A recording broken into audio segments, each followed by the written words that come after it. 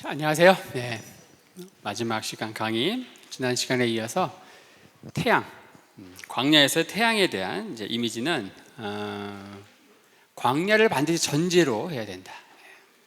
비가 많이 오는 우리나라나 영국의 환경에서 태양은 굉장히 좋은 것이지만 광야에서의 태양은 인생의 극심한 고난을 상징한다. 그 이야기를 했습니다.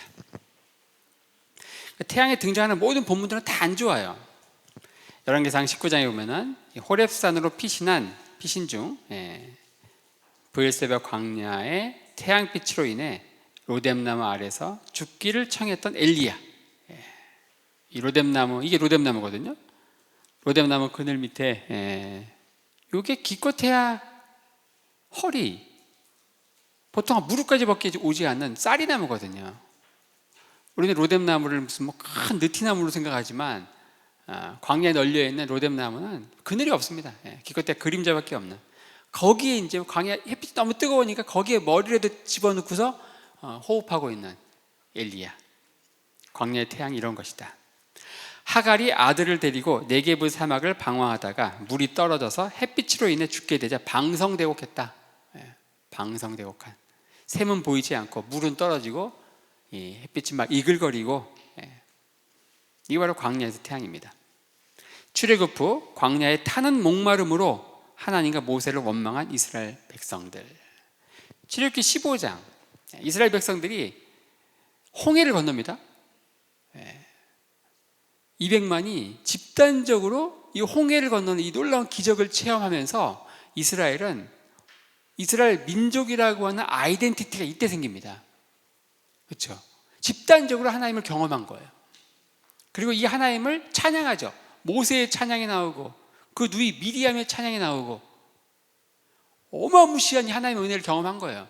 근데 광야길을 지나는데 해가 막 이글거리니까 이들 입에서 막 불평이 나오는 거예요.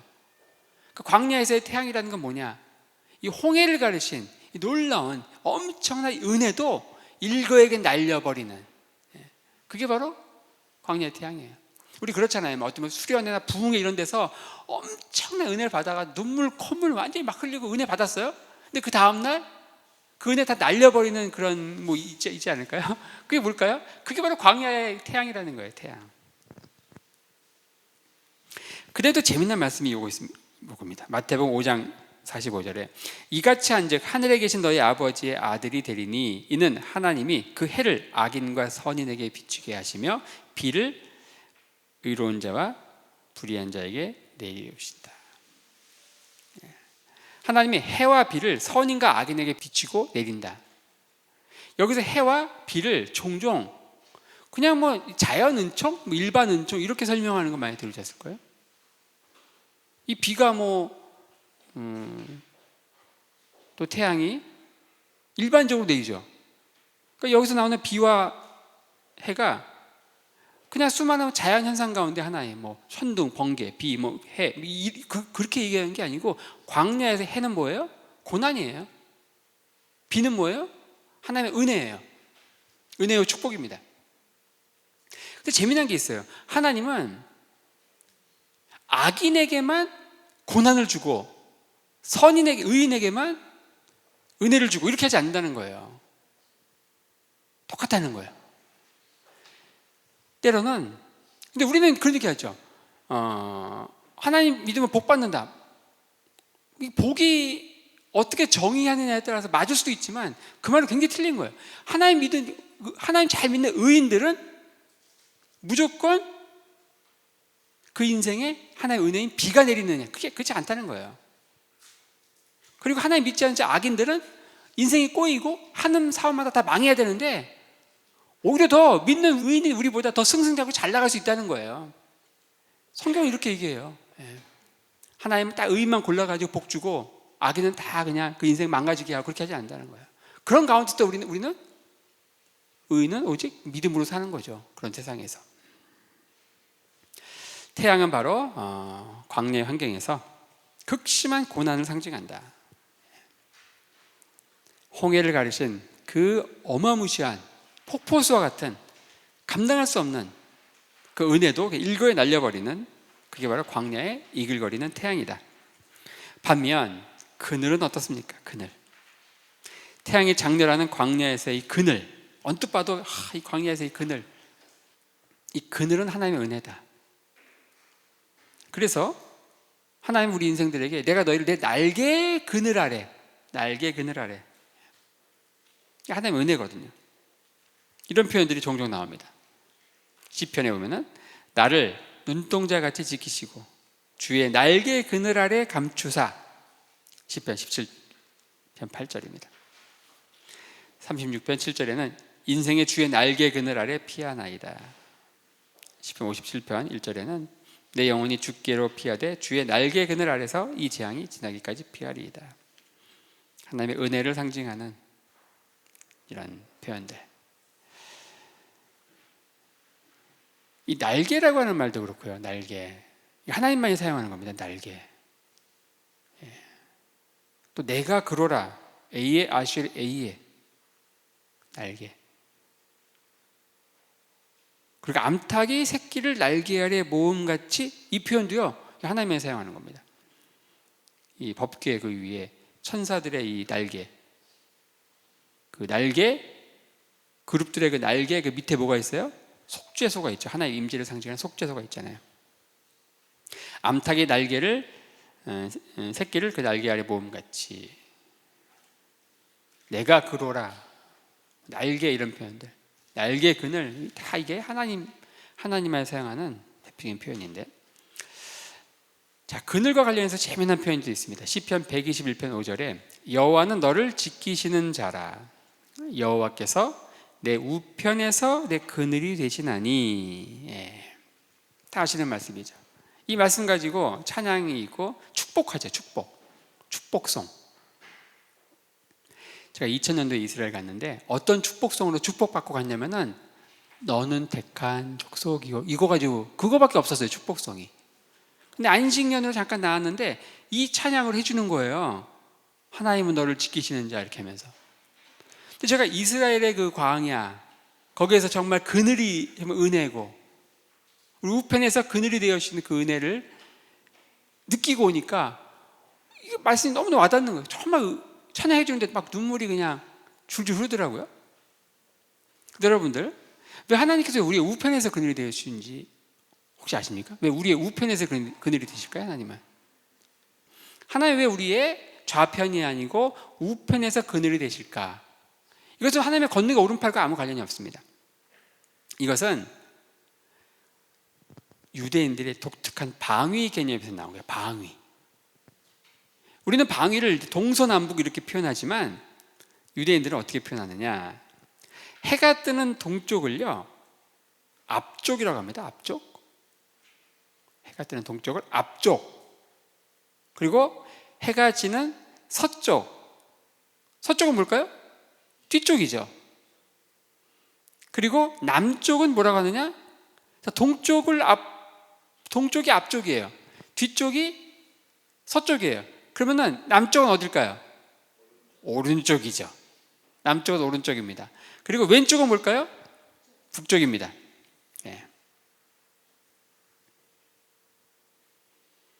앞쪽, 뒤쪽, 오른쪽, 왼쪽, 이렇게 동서남북을 표현합니다. 자, 그래서 이 태양이 지나갈 때에, 자 보십시오. 해는 어떻게 뜹니까? 동쪽에서 떠서 남쪽을 지나갈 때 가장 이글거리고 서쪽으로 지죠. 동쪽에서 떠서 남쪽을 지나갈 때 가장 이글거리고 서쪽으로 져요. 광야에서 태양은 뭐다? 극심한 고난이다. 광야 같은 우리 인생길에서 극심한 고난의 순간은 언제예요? 태양으로 표현하면 태양이 어느 쪽에 있을 때? 내 우편에 있을 때. 그 이글거리는 태양, 내 우편에 있는, 남쪽에 있는, 한 정오 한 2시? 한 2시나 1시 이쯤, 정오보다 한 2시쯤이 더 이글거리잖아요. 2시, 3시 그쯤. 내 우편에서 정말 완전 직사광선으로 이렇게 오는 광야의 뜨거운 태양, 그 인생의 극심한 고난의 순간, 우리는 그때 뭐합니까? 정말 극단적인 생각을 하는 거예요. 바로 그 순간이 뭐냐?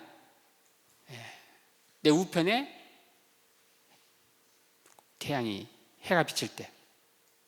근데 하나님은 그 내 우편에서 그늘이 되어주시는, 광야 같은 우리 인생길을 가는 데 있어서 하나님은 우리의 우편에서 그늘이 되신다.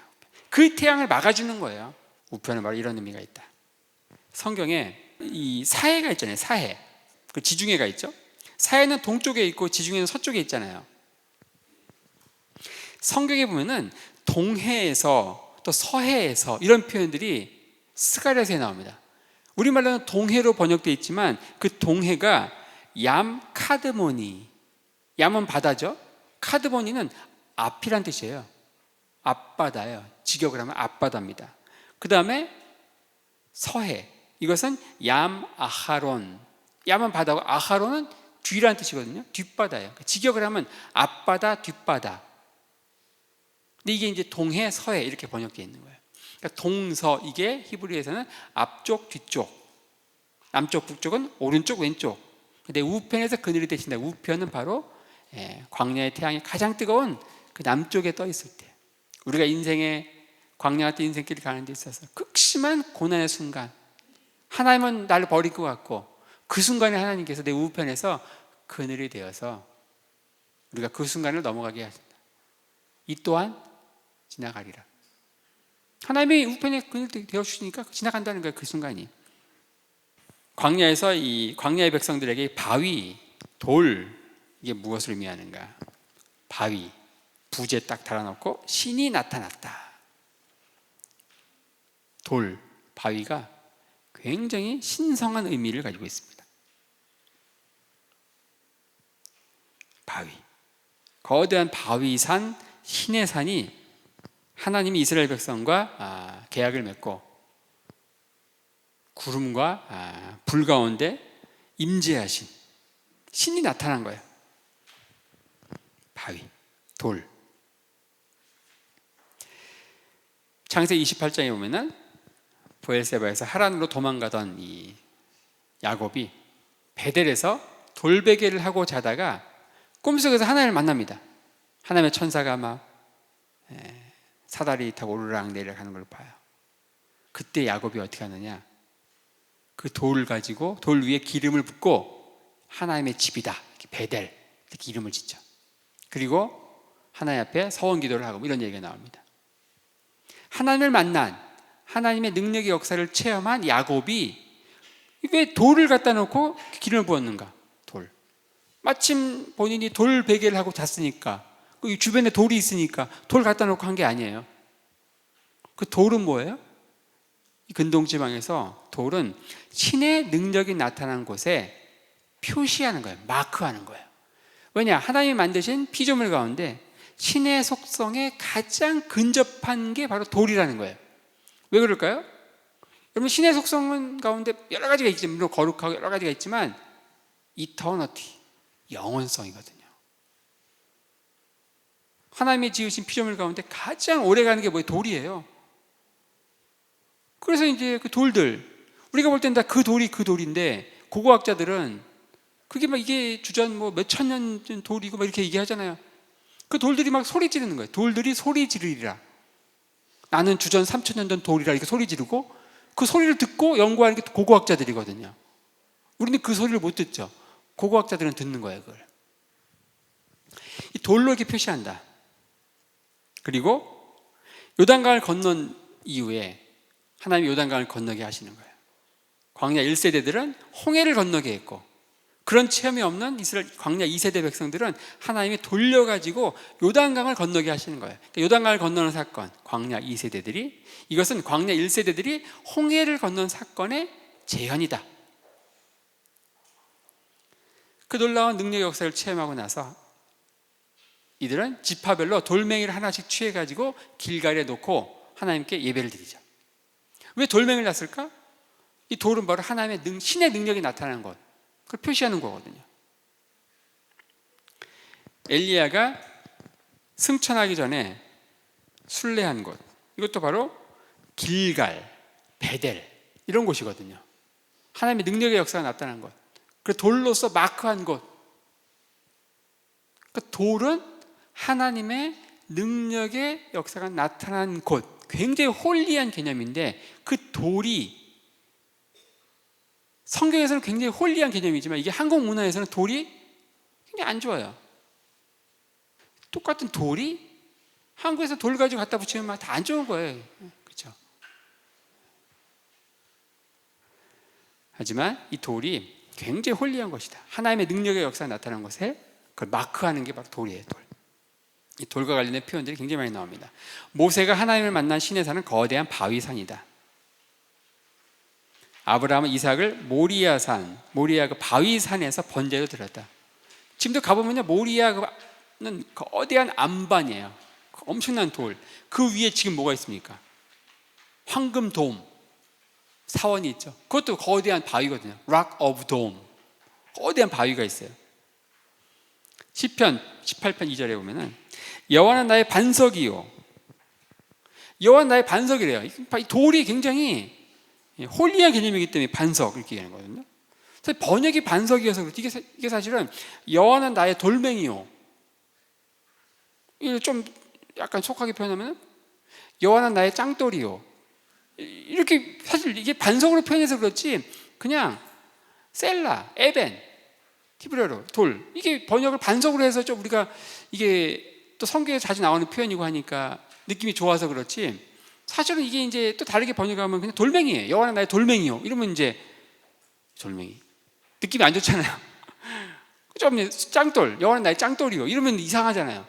그러니까 한국 문화에서 돌멩이가 굉장히 안 좋은 이미지지만 그렇죠? 돌이 이게 굉장히 홀리한 개념이다.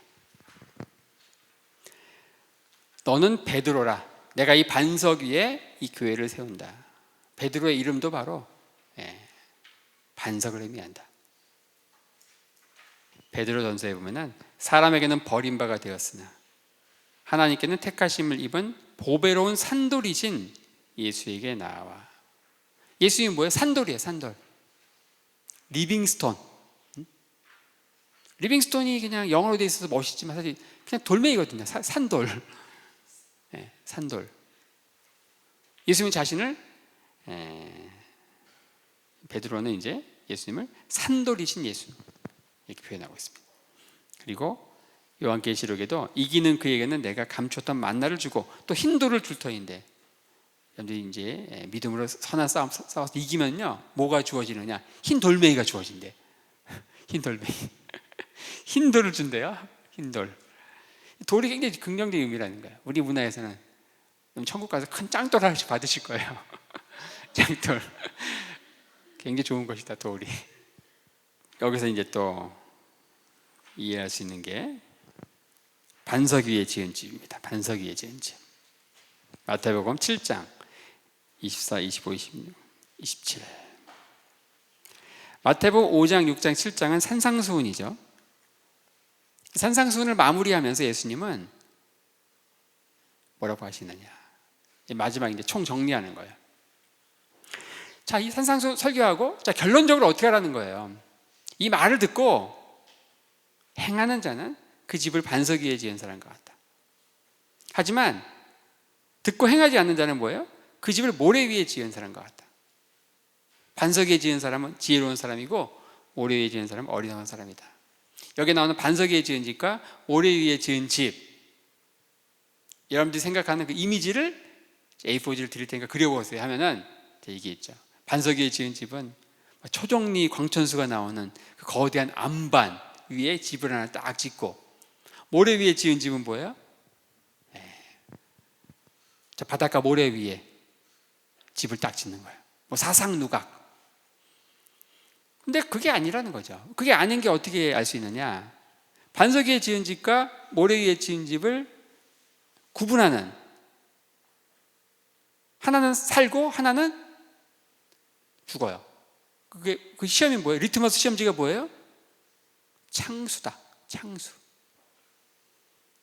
우리 얘기하면 거대한 쓰나미가 몰려올 때에 그런 뭐 안반 위에 지은 집이나 모래 위에 지은 집이나 전부 휩쓸어 내려가죠. 만약에 지진이다, 리트머스 시험지가 지진이다 그러면은 반석 위에 지은 집은 무너지지 않을 거예요. 모래 위에 지은 집은 뭐 진도 2에도 그냥 무너지겠죠. 그러니까 여기에 나오는 이 시험이 창수이기 때문에, 어떤 쓰나미이기 때문에, 지진이 아니고 홍수이기 때문에 우리가 생각하는 그런 안반, 반석 위에 지은 집, 그리고 모래 위에 지은 집, 그리고 이미지가 아니라는 거예요. 이거는 뭐냐, 이스라엘의 예루살렘에 있는 그 유대 산지의 그 환경. 유대 산지는요, 거대한 석회암 바위 위에 흙이 약간 덮여 있습니다. 그러니까 무덤을 파고 싶어도 조금만 파다 보면 곧바로 바위가 나와요. 그러니까 대충 파서 대충 묻어요. 그게 평민들의 무덤이거든요. 평토장한 무덤. 근데 비가 와요. 비가 오면은 이 살짝 덮여 있는 모래 흙들이 다 휩쓸려 내려가죠. 어디로 내려갈까요? 골짜기로. 그 골짜기에는 그래서 비가 오고 나서 이제 건기가 시작되죠. 거기에는 이제 엄청나게 많은 그 흙들이, 굳이 표현하면 모래들이 쫙 깔려 있는 거예요. 모래가 막 쌓여 있는 그 집. 거기에 또 이제 태양을 받아가지고 모래가 이제 단단해요. 건기 때 이제 막 해가 막 이글거리니까. 근데 저 산 위에는 뭐예요? 거대한 바위예요, 바위. 여러분들 집을 지어요. 이 골짜기에 있는 모래 위에 집 짓는 거하고 저 산 위에 바위 위에 집 짓는 거하고 어느 게 더 쉬울까요? 당연히 골짜기에 짓는 게 쉽죠. 그 막 건축재를 저 산 위까지 갖고 올라가는 거 쉽지 않죠. 그렇다고 해가지고 이 골짜기, 그 모래 위에다 집을 지으면 어떻게 됩니까? 이스라엘은 비가 많이 안 와도요, 여러분들, 한순간에 갑자기 그게 홍수가 돼요. 특히 어디가? 골짜기가. 뭐냐, 산 위에서 내린 비들이 다 모여가지고 골짜기에 갑자기 쓰나미가 형성이 되는 거예요. 그러니까 골짜기에 지은 집은 작은 그 창수에 그냥 휩쓸려 내려가지만, 골짜기에 있는 그 모래 위에 있는 지은 집, 하지만 저 반석, 저 산 위 반석, 석회암 바위 위에 지은 집은 그 창수에도 어때요? 휩쓸려 내려가지 않죠. 전혀 느낌이 다르죠? 그 이스라엘 집들은 다 어디에 있는 거예요? 산 위에 있어요. 골짜기에 집 짓지 않습니다. 힘들어도 해마다 반복되는 우기 때요, 작은 비에도 여러 골짜기 내려와가지고 이 골짜기 모이는데 이런 데는요, 그냥 완전히 쓰나미 다 휩쓸려 내려가는 거예요. 그래서 마태복음 5장 14절에 예수님 이런 말씀하십니다. 너희는 세상의 빛이라. 산 위에 있는 동네가 숨기지 못할 것이요. 왜 동네가 산 위에 있느냐? 골짜기에 있지 않고. 골짜기 모래 위에 집 지었다가는 작은 창수에도 다 쓸려 내려간다. 자, 여기까지 해서 반석에 대한 이야기를 했습니다. 반석 위에 지은 집, 모래 위에 지은 집. 여기서 한마디로 얘기하면은 골짜기에 지은 집, 산 위에 지은 집, 이렇게 표현할 수 있다. 절대 초정리 광천수 나오는 반석도 아니고 저 바닷가 모래 사상누가 그것도 아니다. 자, 마지막으로 광야 이미지를 정리하고 마치려고 합니다. 광야를 주제로 살펴봤는데요. 광야와 관련된 다양한 키워드, 그와 관련된 말씀들을 살펴봤고요. 유대인들의 광야는 뭐냐? 바로 하나님을 만나는 장소입니다. 하나님과의 정말 진한 추억이 있는 곳이 광야예요. 여러분들 이스라엘 광야를 딱 보면서 뭘 느끼는가? 그것은 그 광야를 어떻게 네이밍하는가? 그 광야를 영어로는 뭐라고 합니까? 데저트라고 합니다. 데저트. 데저트가 어디서 온 단어냐면요, deserted land, 버려진 땅, 거기서 나온 말이에요. 데저트는 버려진, deserted. 근데 deserted soldier은 버려진 군사거든요. 탈영병이거든요.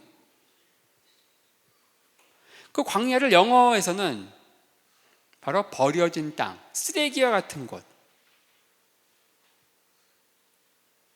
겉으로 보이는 게 그거예요. 그게 뭐냐? 바로 겉에 보이는 형태를 보고 판단하는 거예요. 이게 뭐냐? 헬레니즘입니다. 헬레니즘.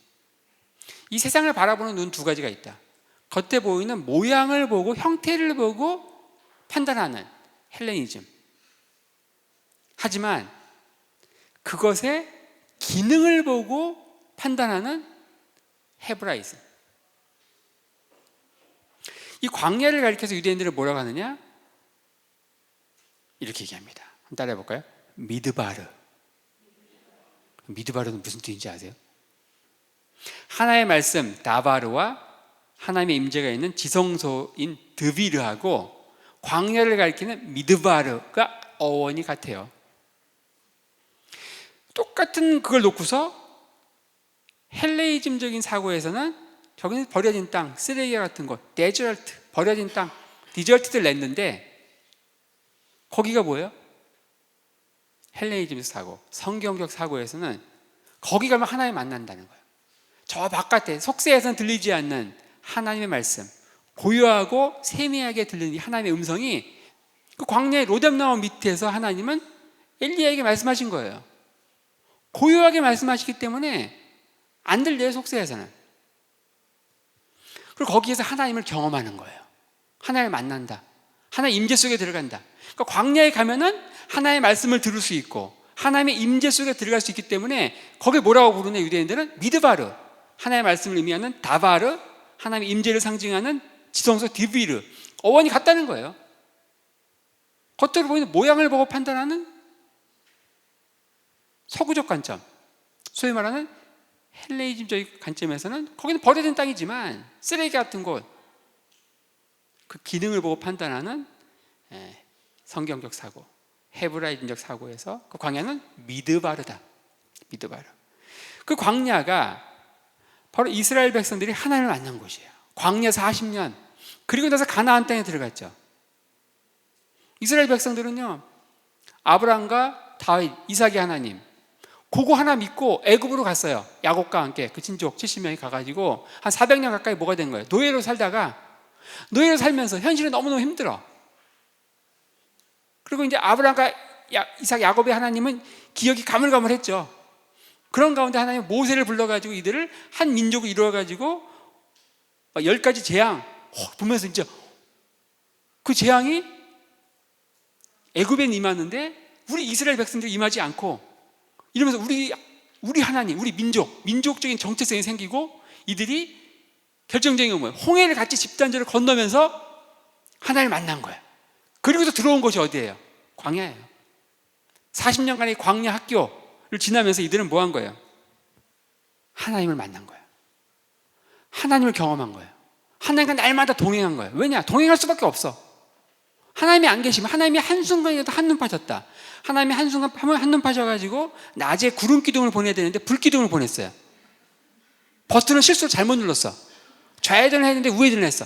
이러면요, 우리는 실수하지만 하나님 1년 360일 가운데 하루도, 그 40년 가운데 365 곱하기 40, 하루도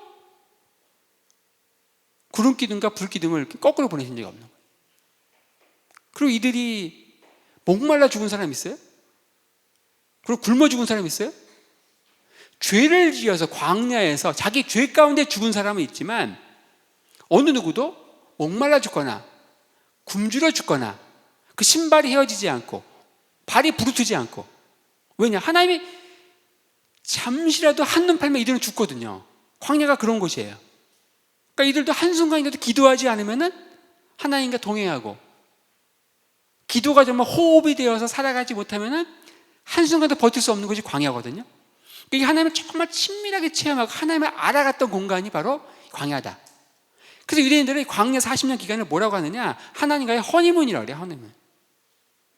그 선지서에 보면요, 그 광야 그때가 좋았는데 왜 망가진 거예요? 이들이 가나안 땅에 들어와가지고 정착을 하면서 그곳의 이 문화, 농경 문화, 거기에 주신인 바알신이 점점 빠져가면서 나라가 망해가는 그런 상황에서 누가 등장하는 거예요? 선지자들이 등장하는 거예요.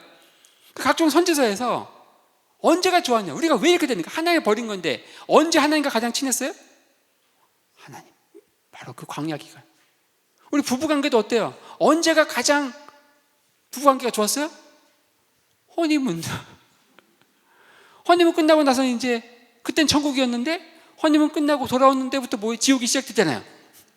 그렇죠? 바로 광야의 그 기간이 뭐예요? 하나님과의 허니문이다. 그때를 동경하는 이야기, 이런 얘기들이 예레미야서부터 해서 굉장히 자주 나옵니다. 하나님을 알았던 기간, 하나님을 알아가는 기간, 하나님을 안다. 근데 하나님을 아십니까? 안다는 표현이 굉장히 재밌습니다. 히브리어 단어에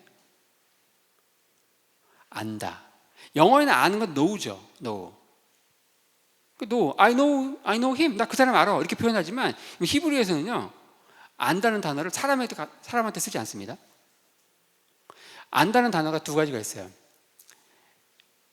요데야. 아니 요데야 오토. 나 그 사람 알아. 이렇게 표현하면요, 나 그 사람을 하고 잤다는 거예요. 여기 표현이죠. 우리말 여기 성경에 이렇게 되어 있죠. 누가복음 1장 34절에 내가 사내를 알지 못하니, 마리아가 그러잖아요. 내가 사내를 알지 못하는 내가 어떻게 아이를 갖냐. 사내를 안다, 이거 뭐예요? 우리말에도 그런 표현이 있어요. 안다. 그 사내와 동침한 적이 없는데. 창세기 4장 1절에 아담이 하와와 동침하매, 이렇게 번역이 되어 있는데 그게 아담, 야다, 하와. 아담이 하와를 알았다. 직역을 하면 이렇게 되어 있거든요. 요데야. 이건 뭐예요? 동침했다는 거예요. 이 안다는 동사, 영어로 know고 우리말로 알다지만은 히브리의 야다, 이것은 절대 사람한테 갖다 쓰면요, 야다는 머리로 아는 게 아니고 그 사람과 경험을 통해서 심지어 성적 관계까지 포함하는 그런 깊숙한 경험, 관계 속에서 아는, 그걸 안다 그래요. 사람한테 갖다 쓰지 않죠. 다른 동사가 있어요. 마키르 아니 마키로토, 이렇게 얘기하죠. 사람이 정말 아는 거, 부부간에는 안다고 사용할 수 있죠. 부부간밖에 없는 거예요. 안다. 요데아라는 동사 쓸 수 있는 것은 부부밖에 없어요. 바로 이 광야에서 이스라엘 백성들이 하나님을 안 거예요. 요데아가 된 거예요. 애굽에서 40년 기간 동안은 뭐예요? 알았죠. 머릿속에 몇몇 도는 지식으로 알았던 거예요. 그냥 마키르 인포메이션이 있었던 거예요. 하나님에 대한 기억, 정보가 있었던 거죠. 하지만 그나마도 가물가물했죠. 우리도 그래요. 여러분, 하나님 아십니까? 이렇게 물어보면은, 우리가 그저 많은 설교를 들어서 하나님에 대해서 알 수 있어요. 정보를 인포메이션이 있을 수 있는데 그걸 가지고 안다 하지 않거든요. 친밀하게 하는 거. 광야 40년의 기간이 이스라엘 백성들이 하나님과 그런 허니문의 기간, 정말 친밀하게 알았던 그런 기간이었다. 그래서 이 광야를 유대인들은 미드바르라고 부르고, 이 미드바르는 하나님의 말씀을 의미하는 다바르, 복수가 드바림, 그리고 지성소를 의미하는 드비르, 여기서 온 것이다. 초기 수도원 운동, 이게 뭐냐? 이스라엘